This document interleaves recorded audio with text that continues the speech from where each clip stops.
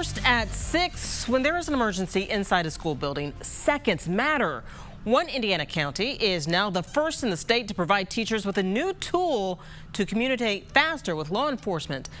Our TV6's Nicole Griffin takes us to Hancock County to see how it works and the difference they hope it makes.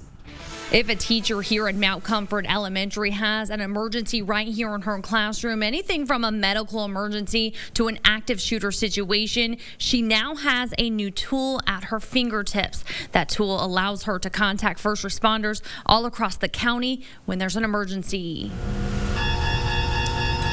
This sound is what staff members in schools across Hancock County will hear on their phones when the rave panic button is pushed.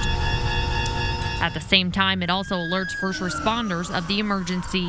It makes me feel safe knowing that safety is a #1 priority at Mount Vernon for our kids and our staff. Derek Shelton is a father of 2 students in Mount Vernon Community Schools. He's also the director of operations for the district, which is the first in the county to use the panic button. We had a home football game and one of our opponents had a kid who did not play in the game, but he collapsed on his way back to the locker room. So we hit the panic button.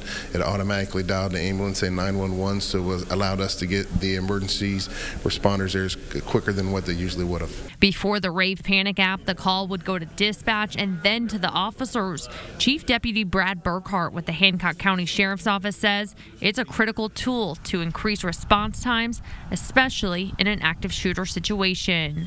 Seconds count. The amount of time to get there is statistically 3 minutes is the first officers on the scene.